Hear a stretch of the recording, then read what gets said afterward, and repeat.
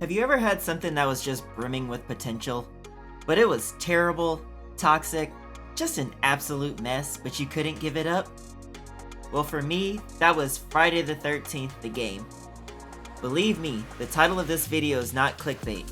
I spent hours upon hours raging, laughing, and having probably the most fun I've ever had in a video game while simultaneously wondering, why am I torturing myself to play this game? Something I know 2K players can relate to. For those who are unfamiliar, Friday the 13th is an asymmetrical horror survival game similar to Dead by Daylight, developed by IllFonic, that released on PS4, Xbox One, and PC on, you guessed it, March 26, 2017. The game also released on Switch, which I didn't know until I started writing this, which is a huge surprise to me. IllFonic is also known for developing another licensed movie game that you may have heard of, Predator Hunting Grounds. The game supports up to 8 players, 7 counselors, and 1 Jason. When the game first released, it was riddled with glitches that made counselors unkillable, such as phasing through buildings to get on the roof. Certain corners of houses made you immune to Jason as well, who would also regularly whiff grabs and have moments where he couldn't trigger an execution. Oh my god! What the hell? Oh my. It wasn't all bad for Jason though. There were also moments where the counselors also could not do damage to Jason, so when they would attempt to fight back, nothing would happen. However, over time, updates rectified these issues and players caught glitching on purpose were banned. The premise of the game, depending on whether you play as Jason or a counselor, varies. The counselors need to either escape by car or boat, call the police and escape to safety, survive the full 15-minute match time, or on rare occasion, kill Jason. I say rare because there's a whole ritual that was required that I'll cover later on in this video. As Jason, your main focus is to make sure that no one survives the night. Sounds simple enough, right?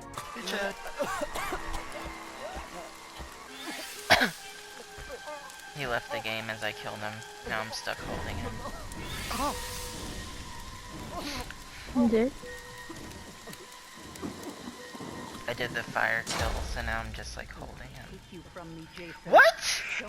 Whether you're the killer or a survivor is based on your chosen preference, but by default, it's randomized before the game. Players can select from a varied roster of counselors that just want to have a good time at camp, if you know what I'm saying. In total, there are 15 characters to choose from, each with different skills for players to take advantage of. Each character build is made up of 7 categories: composure, luck, repair, speed, stamina, stealth, and strength. A character with high composure is more likely to remain calm in situations such as moving through dark areas or seeing a dead body. Your fear level controls aspects such as your character's balance. They can stumble because, you know, bitches in horror movies be tripping, and it also affects your ability to break free from Jason. The more fear your character has, the further away Jason can detect you. A higher repair decreases the difficulty of the minigame when repairing a vehicle or restoring power. Stealth lightens your footsteps. Strength is your ability to damage or stun Jason. Speed and stamina are obvious, and luck is a freaking myth because nobody knows what the heck it actually does. The counselors aren't completely defenseless as they would be in games that are similar to this one.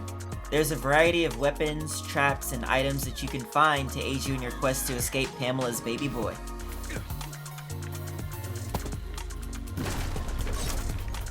Oh my fucking god, Sean! I want to come over there and rip your goddamn dick off and make you choke on it before I take out your intestines and shove that down your throat, too. Bear traps can be placed at doors. You can whack them with a bat if you're not afraid to get caught. Shotguns, a knife to escape is grabbed, firecrackers, etc. Each map has at least 1 car or boat that you're able to repair to escape early.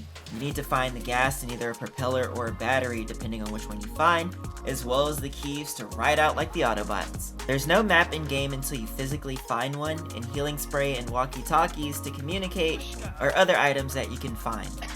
The counselor I mained was the lovely Deborah Kim. So fine. I know her stats don't look the best, but she is the best repair character in the game, needing only 2 nodes to install car parts or fix the power as opposed to someone who may have 3 or 4. More nodes, more time spent fixing things, and more opportunities to mess up, which triggers a sound to alert Jason. She also has a 9 in her stealth stat, meaning that she makes less noise when jogging or moving while crouched. Her other stats are a bit pedestrian, but the way to offset a character with poor stats is with perks. You can unlock perks as you play to give your character special skills to aid you in the quest for survival. My favorites to use were Medic, which gives you an extra use of each healing spray you find, Restful, which increases stamina regen when resting or crouching, and My Dad's a Cop, which reduces the amount of time it takes for cops to arrive.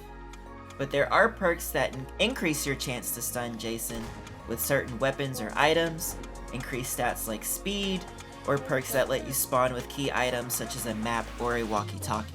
The game also features 10 Jasons, each with skills and weapons of their own for players to aid in the blood hunt. Each Jason has the same basic abilities, which are Shift, a high-speed movement tool, Sense, which is the ability to find counselors, Morph, which allows Jason to fast travel, and Stalk, which silences the warning music when Jason is nearby.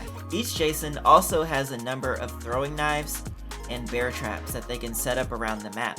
Like the counselors, there are advantages and disadvantages to each Jason, such as some not being able to run but having a longer range on your attacks, or quicker regen for Jason's abilities.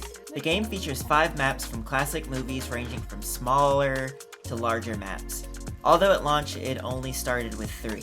The map is randomly chosen each game unless you play a private match, then you can select which one you want to play on. The items on these maps are placed in random locations, although cars and boats typically spawned in one of 2 locations. Once you learn a map, it makes it easier to navigate without having a physical map because you have an idea where to start your search when looking for certain things.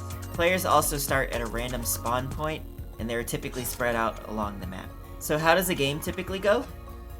So you join a lobby, you choose your preferred Jason and your preferred camper, then a random person gets selected to rampage and the others want to survive. As a camper, you usually get attacked by a Bugsy in a party chat with the player who prefers Jason, and he attacks you and gives away your location because if Bugsy kills you, he loses XP.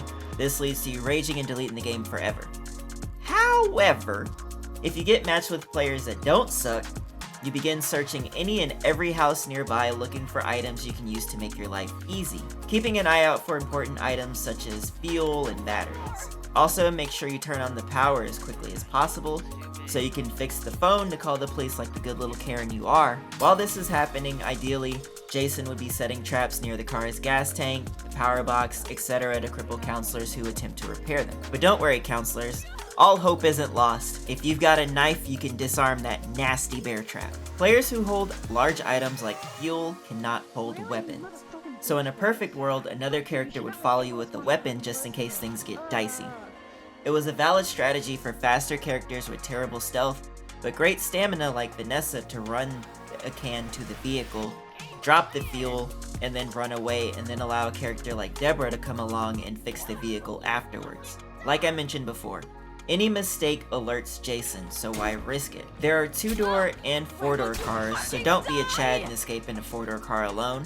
Pick up some friends! If the police are successfully called, you have a 5-minute timer, unless you have the My Dad's a Cop perk, to prepare to make your way towards the exit. If you choose the wrong one, you have a long walk of shame to the other side of the map. If neither of these are an option, escaping by car or escaping with the police, you just need to survive the full 15-minute match time to win. Meanwhile, Jason is pretty straightforward. Kill everyone. Jason has a number of customizable finishers such as a chokeslam or a bear hug, but also environmental kills in certain locations. He also has a standard attack, and he can block incoming attacks from counselors with weapons. He also wants to make sure to turn off the power as much as possible, as counselors' fear level increases when moving through dark areas. He should also prioritize players in vehicles, although I've seen many Jasons get extreme tunnel vision. I actually have a clip of me eluding Jason for about 12 minutes out of a 15-minute match. I wish I was kidding. Counselors can attack Jason when he grabs another player to get him to release them, or they can stun him with items such as a knife or fireworks. And if you die, all hope isn't lost. One player that dies or escapes will be revived as Tommy Jarvis, and he brings along a fat juicy meat stick. A big old shotgun, baby! When attempting the final win condition, which is killing Jason, you need to have a Tommy player with a machete. You first have to find Jason's home, steal his mom's sweater, and have a female character wear that sweater. So sorry, Chad Mains, doesn't count for you. He will immediately find you after because crossing the threshold triggers this. They've come for me, Jason. Don't let them take me, Jason. Don't let them find me. Don't let them take Mommy. You have to break his mask, which takes longer if it's the Jason with the higher defense stat, have the sweater character stun him by calling out to Jason, and then have Tommy with the machete deliver the final blow. If this sounds oddly specific and stressful, yes, this is the only way to defeat Jason. One player can't take him out solo, you need a minimum of 2. So after investing roughly 700 hours into the dumpster fire that this game actually was, why did I quit so suddenly if I found it so enjoyable? Well, there really wasn't a choice. The game was hit with the lawsuit due to a 30-year copyright expiring and going back to the original owner of the Friday 13th name. As a result, no new content could be created using the Friday the 13th name or using Jason's likeness without his permission. Around that time, the game actually released its final update, which added single-player content where you play as Jason offline, as well as 2 new characters. Soon after, the quick play servers were taken down and players can only host private matches with friends. Yeah, that's right, there was no more public matchmaking. And on December 31st of this year, the game goes away forever. I still have my memories of this game that I'll cherish forever. Clips that I've held on to for years and still watch from time to time and just laugh nonstop. I'll never forget the days sitting in a party in a private match with a group of friends ruthlessly trolling our Jason player. Games these days can be hard to enjoy because gaming seems to have taken a heavy turn more towards the competitive, so perhaps it's just nostalgia that's related to this being the last game I found to be fun. But for those that have watched this, thank you for listening to me ramble about a game as old as my last relationship. And for those who have played the game and raged or had the time of your life, what were some of your favorite moments? Just let me know in the comments down below. Thanks again for watching. Peace.